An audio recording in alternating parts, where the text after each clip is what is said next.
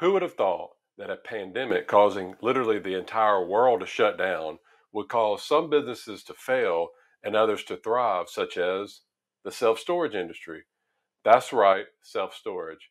Hi, I'm Dr. Jeff Anzalone, and this channel is all about helping doctors and other busy professionals reach financial independence with passive income. Make sure you stick around to the end of the video where I'm going to give you, behind this paper, the three top ways that you can get started if you want to invest in self storage. Now, it seems that when American households couldn't work, back in 2020, and money was literally just sent freely to them, whether they needed it or not, their boredom was relieved by online shopping. Now, you got retailers such as Amazon, Best Buy, Walmart. They all thrive, posting some of the highest profits ever. So, what are we supposed to do with all of this stuff that we're buying? Now, sometimes people will call into the Dave Ramsey show and they're suffering from what he calls, quote, stuffitis. These individuals have been able to live, they've been unable to live without buying more and more stuff. Really, to them, it's an addiction. And some of the most successful entrepreneurs that I've ever come across or I've ever read about, they get their start by simply finding a problem and finding a solution and putting those two things together. So, if you want to find success in whatever you do, become a problem solver. Well, it seems to me that Americans, all of us as a whole, have a problem. We have too much stuff. And the solution is where to store that stuff. Enter the solution, self-storage units. Now, as a busy professional, you want to go through your career and you want to make sure that your money is working hard for you to keep you from having to work your entire life. And investing in areas that are providing a need is going to be one of the keys if you want to see success. So the question that I want to address for you today in today's video is, how profitable can self-storage units be? Let's find out. But before we do, you want to make sure you click below the link on this video and download the passive income guide that I've put together just for you. Now, whenever I'm trying to decide whether or not I should buy or do something, I like to go through and I like to make a list. I like to make a list of all the pros and I like to make a list of all the cons. So we're talking about self-storage, so let's go ahead and do that. So let's talk about the pros of self-storage first. Number one, multiple business opportunities. So if you think that the only way that you can make money owning a storage unit, then think again. Now, I've personally noticed several self-storage units that they also have other businesses attached to them as well. And you've probably seen this. One of the more popular ones is they'll have a U-Haul affiliate associated with them. So think about it. If you're having to rent a truck to move items from your home, then you may as well pick up more business by having them to store some of the items in your unit too and provide them with the U-Haul truck. Only makes sense, right? Number two, flexible hours. The cool thing about owning a self-storage unit is that you can set your own hours. I mean, if you don't want to, think about it, if you don't even want to set foot on your property, you can hire somebody else to do it for you. Actually, a friend of mine here in town, he owns one, actually it's just right down the street. He built about a year and a half ago with another guy. And he didn't want to go on the property at all. So what they did, they actually went in and they automated, they made the process, automated the entire process. So when somebody comes in, they don't even have to have somebody there. So everything is, you scan a card to get in, you put in a code, you get your stuff, or you put stuff in. That's it.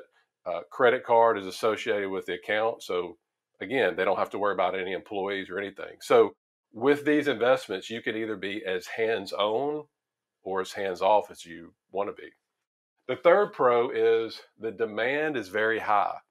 Now, as we discussed earlier, consumer these days, they're buying more and more stuff and they need a place to store it. And truthfully, I don't see them slowing down anytime soon. Well, why is that? Well, think about it. Companies such as Amazon and Zappos are making it extremely easy to purchase items. Sometimes when I pull into my house, it looks like that my front front doorstep is a distribution center of Amazon because there's so many boxes. All right, take Zappos for instance. If you look at their if you've never ordered from Zappos before, probably one of the biggest online shoe retailers. Look at their policy, their return policy. So who wants to go out and fight big crowds at a mall for a pair of shoes when they can go somewhere online like Zappos? And if you're not really sure about, think about it, if you don't know the type of shoe that you want, or you don't know if my size, I don't know if if it's going to be too big or too small in this, you can order as many pairs as you want with free shipping to you, try them all on, and return all the ones that you don't want to keep, free shipping. I mean, UPS or FedEx or whoever they're working with, they'll deliver them to your house and they'll come pick them up. You don't have to leave. I mean, so think about it. More and more of businesses are actually following the same model of selling to customers online, especially when the pandemic hit. People didn't want to leave their house. And they're also finding ways to get the items shipped out to you quicker and quicker. So what used to take 7, 8, 10 business days shipping, now many times you can get the next day or 2 day shipping. Most of the time it's free. Again, for all of this stuff, we need a place to store it. So I think this is a huge pro for self-storage facilities. The fourth one is these facilities provide convenience. Now, as the cost to build or remodel a home continues to go up, being able to give consumers a place to store their stuff is really a great service to be able to provide. And it's really now getting just too expensive, depending on what part of the country that you live in, to add on to a home just to increase storage space. So owning storage units are great investments as they offer convenience to people because they allow them to basically come and go as they please to get their stuff. Number five, it actually increases your network. And whether you realize it or not, owning self-storage units can help you grow your personal network. Some of the customers that you'll have there, they're also, think about it, they're also going to be business owners in your area as well. And by you providing the area to store their stuff, guess what? You're going to get to know them better, which helps, again, get your name out in the community, which helps you to network. Number six, affordable pricing. Now, another value add that you can provide is affordable pricing. Most of the time, the monthly rental fee is usually very, very affordable for the majority of the households. On the plus side, you could offer optional services which can make your business much more profitable, such as adding like a full service facility, or you can add something like climate controlled, things like that. These things can tack on, make it more profitable for you, but also again add value to your customer. And number seven, importance. Think about it. Consumers using your self storage facilities, they want a peace of mind that their belongings that they have, they're going to be safe, especially their expensive stuff, right? So many times these people have things that are very special to them. And I know that when my grandmother passed away several years ago, we wanted to find somewhere that was safe and that we could trust that you know they would still be there when we got there. So being able to provide this type of space for your customers' important items make what you do that much better. Number eight, help out local businesses. Now, there are many businesses probably in your area, you may be one of them as well, that just don't have the room to continue to store stuff, such as maybe supplies, documents, files, old tax returns, that sort of thing. So, off-site storage units can help these businesses in your area solve this problem. Also, many of these businesses, they may use storage units for equipment that may not be needed all year long, maybe seasonal equipment or that sort of thing. So, for instance, I used to own in high school and college, I used to own a lawn care service. and found it was really convenient to be able to store some of the equipment that I used when business slowed down late fall and the winter before it picked back up in the spring. And last but not least, less problems. So typically, as a storage unit owner, you wouldn't have the traditional tenant problems that you'd have, such as if you were a single family or a multifamily owner. Also, storage units have a much lower overall maintenance cost as well. All right. So those were all of the pros that were involved or associated with self storage. Now let's get into the cons. And as with anything in real estate, location, location, which is the first one, is one of the most important factors to consider whenever you're building or you're purchasing or investing in storage units. So if you find one that hasn't been fully occupied that you think could possibly be turned around just like that, think again. Because one of the main reasons why a self storage continuously operates under a low capacity, it could be due to its poor location. Number two, variable occupancy rate. Just like in multifamily, apartments, one of the goals of storage units is to have a very high occupancy rate, right? Most of these actually aim for 90% or more.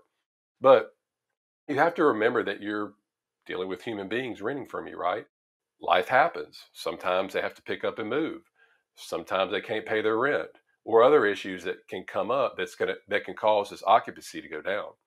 Now, if you want to invest in something that's guaranteed, then this may not be the best choice for you. Third con, large commitment. As with anything in life, if you want success, you have to be willing to work and make a large commitment. Owning storage units, whether you realize it or not, it's a business. And if you're not willing to do your part, such as keeping up with maintenance, making sure security, along with other business issues, are doing what they're supposed to do, then don't expect your business to be successful. But if you go the passive route, like I do, then the syndicator or the general partner will more than likely have a management company, or they'll do it themselves, that will take care of everything for you.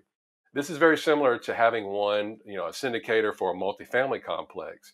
They're the ones that are going to take care of the day-to-day operations. And you may or may not be aware that in a syndication, it's the general partner or the GP. They're the ones that take care of finding the deals, managing the deals, funding the deals, all that kind of thing.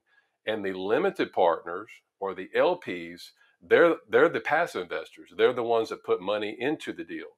They're sort of like the passengers on the plane, while the general partners are like the pilots on the plane. But when you put them together, both are trying to get to the same destination, except each group has a totally different role. And last but not least, fourth con, competition can be fierce. Now, because storage units can be cheap and easy to build, competition can be very, very high, especially if you're in an area where there's a high demand for them as well. Now, especially now that there are several large national companies in the space, you can bet that every location, especially some of the bigger locations across the United States, are really becoming scrutinized. All right, so that's a list of all the pros and the cons. Let's go into now a couple of self-storage stats. Now, according to the Self Storage Association, the annual industry revenue is roughly around 40 billion bucks. And the guesstimated number of Americans actually the number of facilities in the US as of this video is around 54,000. Roughly 11% or 85 million Americans rent storage space. That's a lot of storage space. And the average storage unit rent is around 88 bucks a month. The average occupancy rate per each facility is 92%. And on average, renters keep their units for around 3 years, which I thought it would be much less than that, but that's pretty high. And the average profit margin for each self-storage unit is 41%. And the typical size of a self-storage facility is anywhere from 2.5 to 5 acres. And the average size has 540 units, which is which is around 46,000 square feet of rentable space. Now, let's talk about the three main areas that attracts investors to get into the self-storage space to begin with. And those three, if you've watched this channel or if you've been on my blog before, then you've probably very familiar with these three. Those are tax benefits, cash flow, and appreciation. Now, the appreciation of the units, they typically stem from the population growth in the surrounding areas that the property is owned. Very similar to multifamily investments, self-storage facilities, they benefit from tax advantages, tax benefits, such as depreciation and 1031 exchange opportunities. Now, remember about depreciation, it actually increases, depreciation is going to increase your cash flow by providing a non-cash tax deduction, which also helps to offset the passive income that the self-storage complexes are going to spin off. And speaking of cash flow, you're actually able to benefit from the cash flow because think about it, it's the rental income minus the expenses and any mortgage on the property. So the primary cash flow source is from actually leasing the units. And again, the majority of the units, they lease from anywhere from minimum 3 months. Again, the average was 3 years. So let's talk about now, are self-storage units profitable? I love watching Shark Tank with my boys. And one of the questions that the sharks routinely like to ask those that are pitching deals to them is regarding their cost to acquire a customer. And then they figure out if they're profitable or not. So depending on what business that you're in, really knowing your profit margins is one of the key to financial success. Really, this is no different when it comes to the self-development world as well. So research shows that roughly the average storage facility is around 60 to 80,000 square feet. Typically, the break-even occupancy rate is anywhere from 40 to 60%. Most of the successful facilities that you're going to see out there, they operate within an 83 to 93% occupancy rate. And they also produce a net income of 26% of rental income after all the expenses and debt are paid.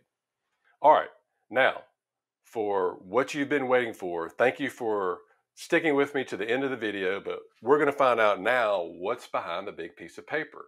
And what you're going to find is the three ways that you can get started, as mentioned earlier, in storage units, including the one that I recommend as well. So the first way is probably the way that most people think about when you think about investing in storage units, and that is actually with direct ownership. And one of the reasons that high income earners actually join the passive investor circle that we have, it's actually there'll be a link below this video if you're not a member and you want to join, it's free, is that these people are searching for, you guessed it, passive income. And many of these people are really just too busy, such as myself, to manage property, to deal with tenants because we're seeing patients or we're running businesses or we're really busy dealing with kids or whatever. So we're too busy to run these, this real estate property while we're also working full time.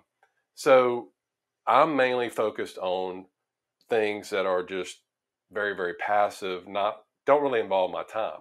So if this is your goal, if your goal is to find things, you don't have a lot of time, but you want some passive income, then really owning a self-storage unit in your local market, it may not be too appealing to you, but again, it's a potential way of investing, and that's why I wanted to talk about it. And if you don't know anywhere to start, then consider doing what I recommend doing really on any area of business or sport or whatever that you want to have success in. Find somebody that's already doing it, somebody that's really good, somebody that knows what they're doing, and see if they will if they will mentor you.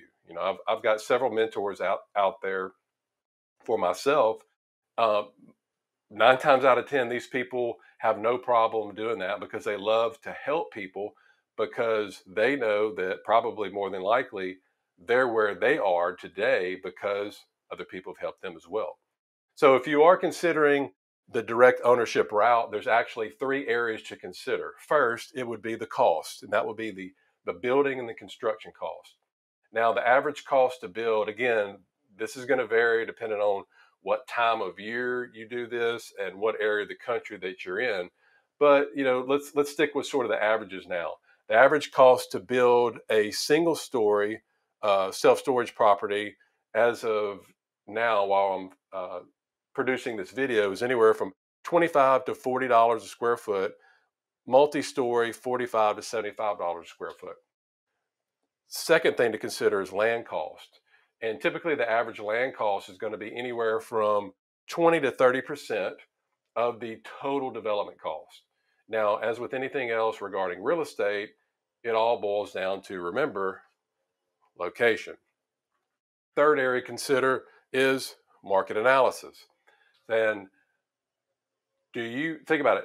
You're going to have to go into this kind of knowing maybe where you want to invest in, where you want to put one of these.